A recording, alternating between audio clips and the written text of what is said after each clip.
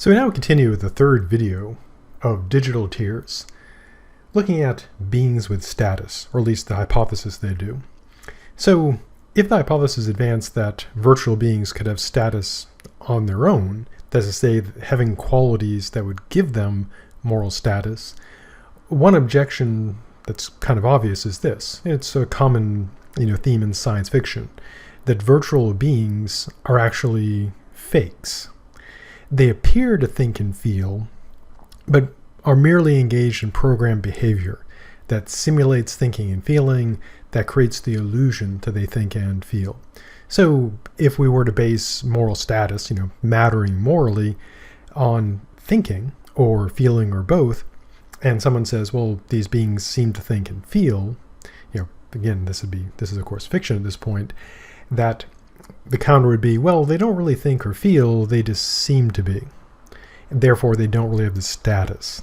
They seem to be people, but are not. Now, one rather obvious reply is that so-called fake intelligence would be real. Why I think this?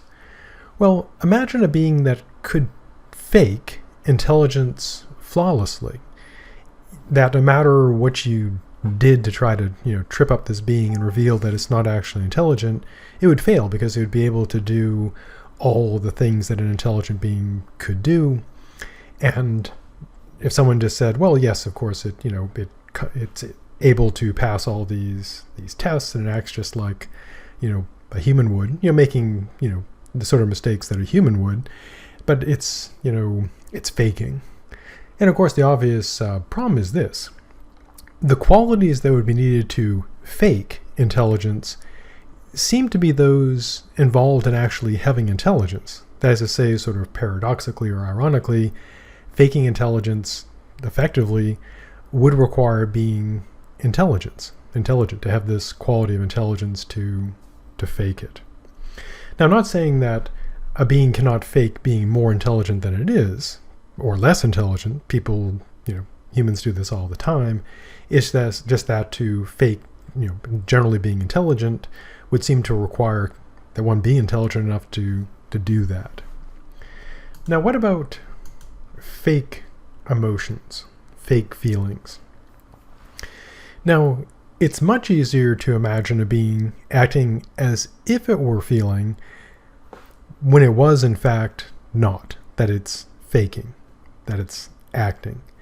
And in fact, we don't have to imagine this because we've experienced this. Humans do this. I've done this. You've done this. And there's situations where you don't feel like a particular thing. Like, for example, you don't feel particularly like happy, but you have to, smile. Typically at work. If you're working with, people. Generally, one of the injunctions is, you have to be smiling and cheerful and so forth. And you might have just had a horrible, horrible day. And so you'd pretend to be feeling, good, smiling and happy. Or someone may, fake other feelings as well. This is something humans do, and we're kind of good about it. Now, we can also look at concerns about the fakery of virtual beings. We can address them by considering two classic problems in epistemology, the study or theory of knowledge. And these are the problem of other minds, which is, how do we know other creatures have minds that they think and feel as we do? Or rather, in the strictest version of the problem, how do I know that these other entities moving around me and seeming to feel and think, how do I know they actually think and feel? And then the much broader problem is, of course, the classic problem of the external world. How do I know that any of what I'm experiencing that seems to be happening around me, not just seeming people, but also buildings and chairs and the sun and moons and clover and all that stuff, how do I know that any of that is real? So we get to distinguishing between the real and the virtual. Now, in the experience machine scenario, the only difference between the real world and the virtual world is that the real world is supposed to be metaphysically real. In terms of the experiences, they're supposed to be indiscernible by hypothesis. The experience machine in Nozick's setup, and again this is fictional, does not provide an inferior experience. You don't have glitches, poor graphics, crashes, etc., because then it would ruin the thought experiment if you had like a glitchy experience machine. So the alleged superiority of the real world must rest in it being real, which leads to the problem of the external world, which is an epistemic problem, but clearly has metaphysical implications about what is real. So, problem of the external world. How do I know that there is a really real world for real? Now, to the degree that the reality of the supposedly real world is disputed, the difference between it and the virtual world of the experience machine must remain in doubt. The usual suspicion of the skeptics, going way back to the ancient Greeks, is that what seems to be the real world is a type of virtual world. The usual suspects includes the following. It could be a technological virtual world of the brain in a vat or matrix scenario, the techno virtual world.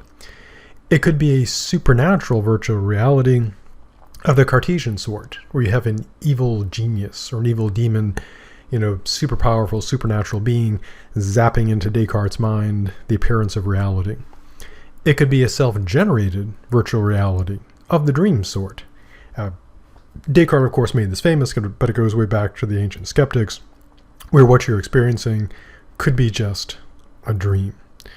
It could also be a sort of video game or simulation world described by Elon Musk. The idea that we're in a simulation. And this has been pretty popular lately among, I guess, eccentric billionaires. Or some other type of virtual world. So there are many potential types of these virtual worlds. Now, a traditional approach taken by our good dead friend Descartes is to try to establish the existence of the external world with absolute certainty. That's what Descartes wanted to do, to find beliefs that cannot be doubted, and he believed at the end he'd attain this. Spoiler, he did not, because these attempts have proven unsuccessful.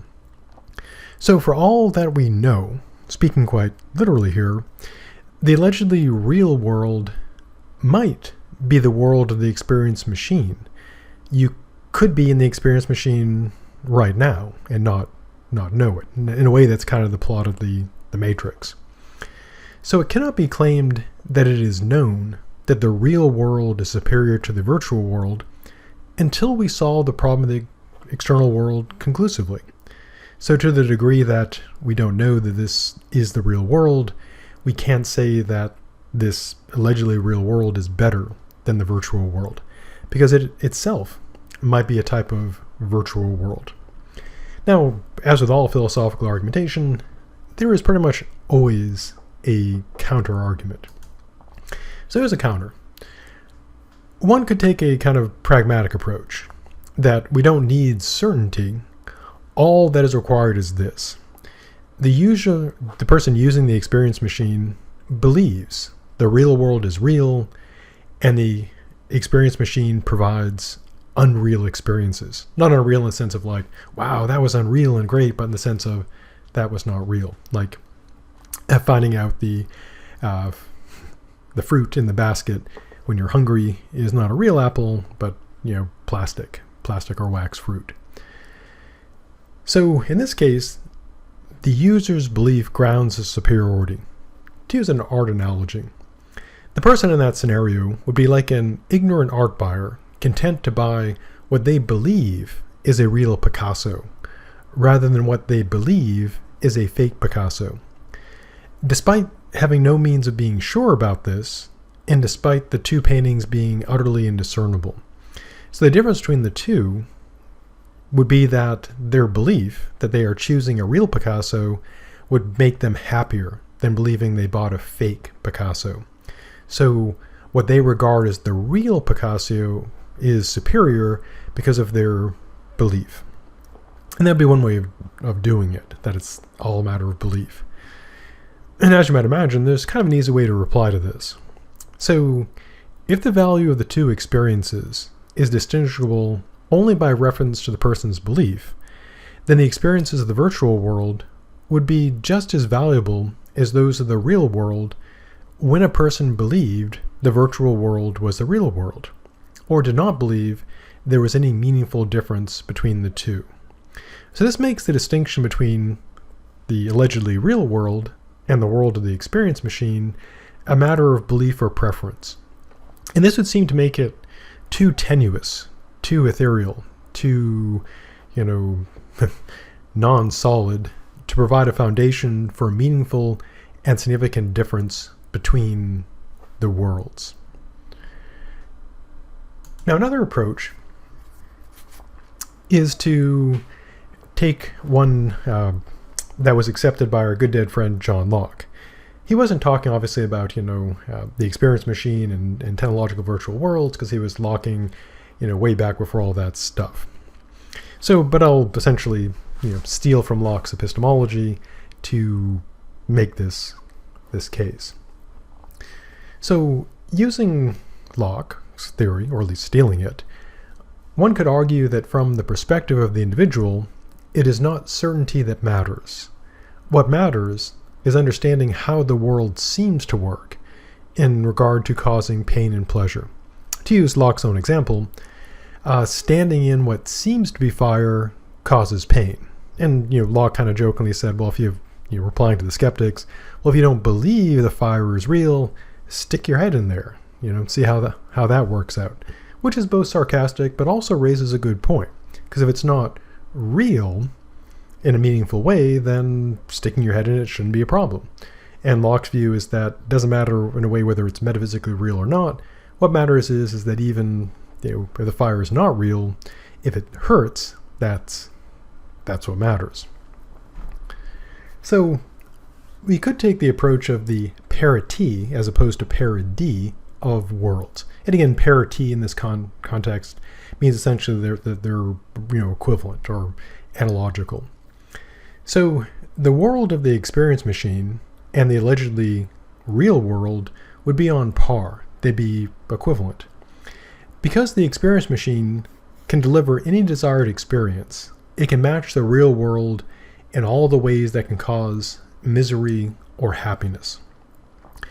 What happens within the experience machine would be experientially and ontologically indistinguishable from what happens without.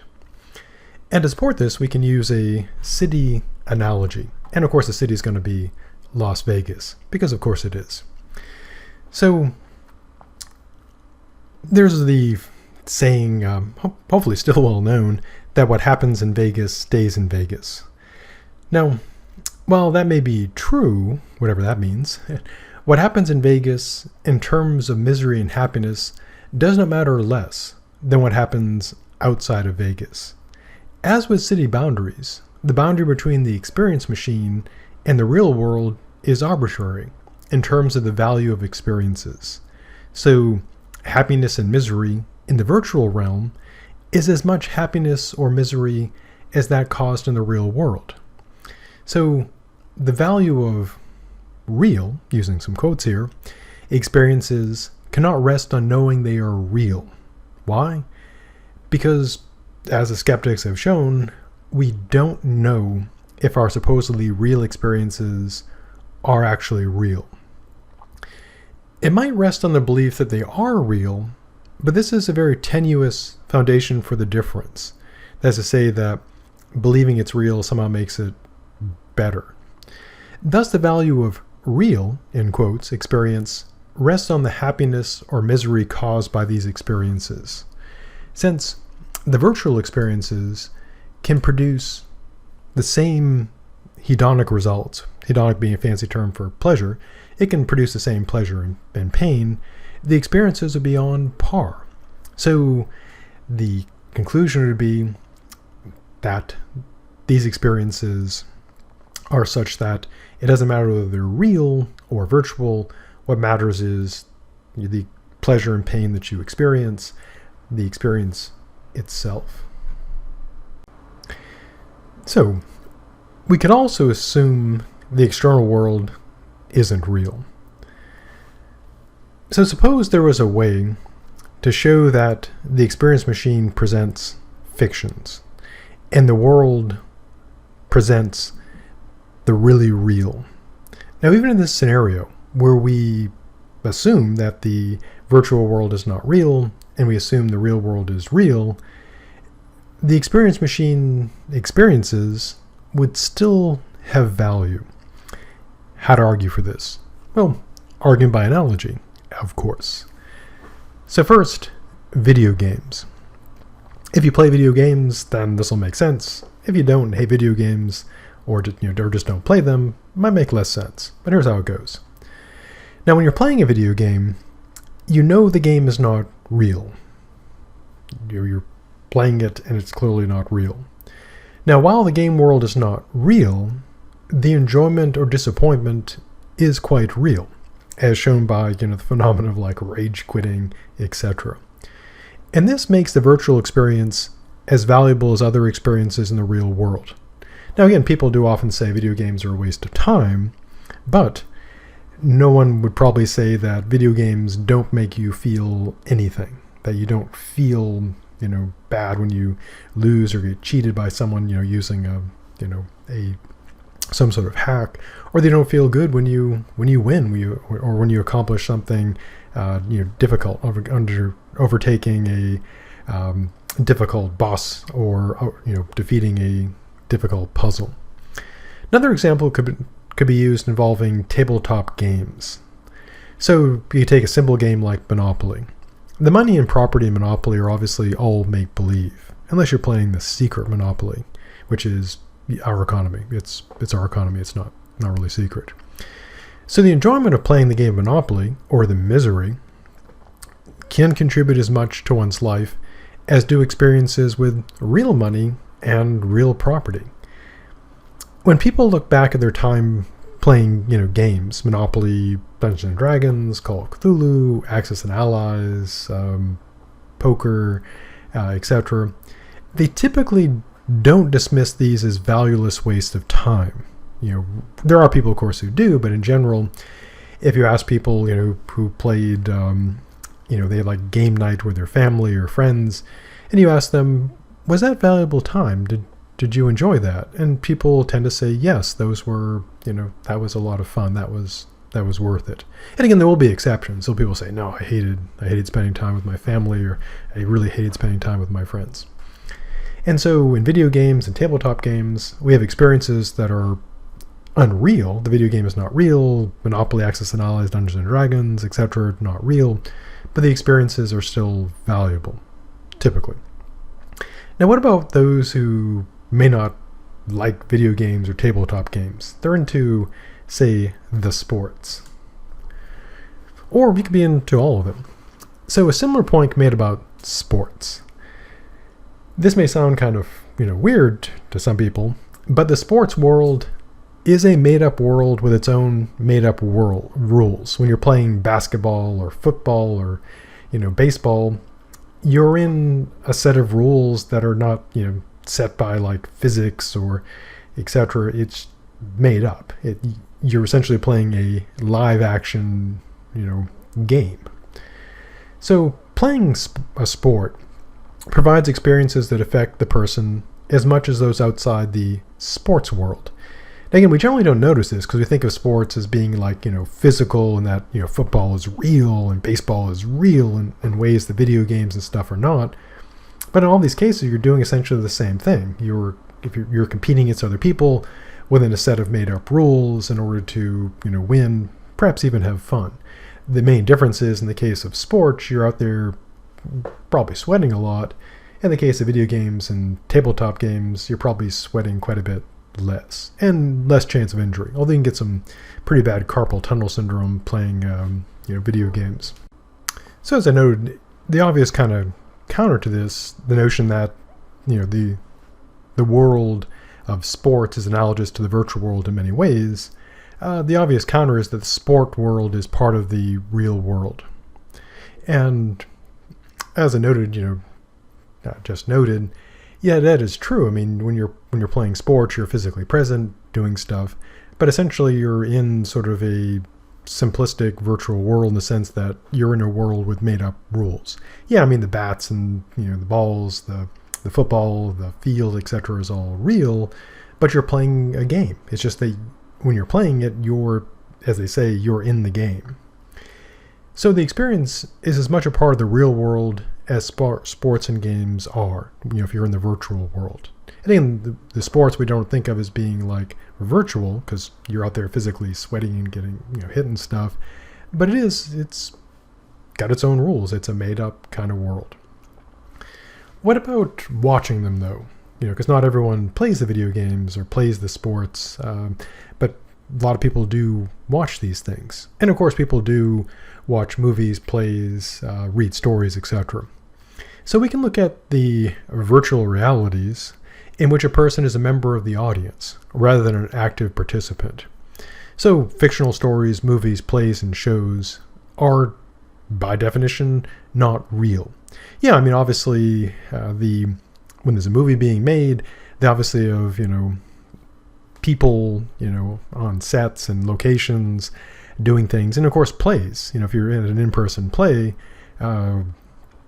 the actors on the stage are real people, the props and stuff are physical objects, but the play is not real in the sense that you're not really looking at, say, ancient Rome, or if it's a play set in New York, you could be watching the play in Old Town Maine, and the people playing the roles are they're pretending to be somebody else, so they're not real.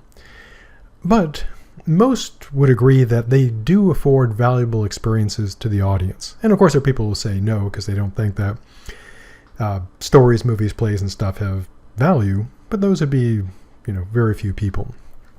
So if we can derive value from the unreal experiences of games, sports, and fiction, then the same should apply to the world of the experience machine. It would provide experiences that are incredibly rich, which would seem to vastly exceed the value provided by lesser virtual worlds such as games, books, movies, and sports. So if playing a video game on the Xbox has some value, if reading a book has some value, watching a movie has some value, and playing sports has some value, engaging in, say, the ultimate video game, the ultimate sport, where they could radically alter the rules of physics, these seem to be greatly valuable experiences. So here's the obvious objection. While games, sports, and fiction are fine as amusements, their value is less than that of real activities. And there are of course people who dismiss the value of games, dismiss the value of sports, and the value of fiction in favor of the value of what they regard as real activities. And sometimes they use these against each other. For example, if someone enjoys playing Dungeons and Dragons, someone who's a sports fan may make fun of them and say, you should be watching some football, or perhaps playing some football, but at least watching it. And of course, people will often be quite dismissive of games they don't like, reading and so forth, and they think that people should be doing something else, something probably involving work. And an argument could be made that the amusements, games, sports, and fiction, are all not particularly valuable. They're just amusements, and we should be spending more time, I guess, working our jobs to make other people richer, perhaps. Or to be less, cynical and sarcastic, doing things like helping build a better world. So the reply is this. If there is value in games, sports, and fiction, then there would also be value in the experience of the experience machine. If there is no value in games, sports, and fiction at all, then I might have to concede that the experience machine would lack value, because that would seem to be a reasonable conclusion from a very unreasonable premise.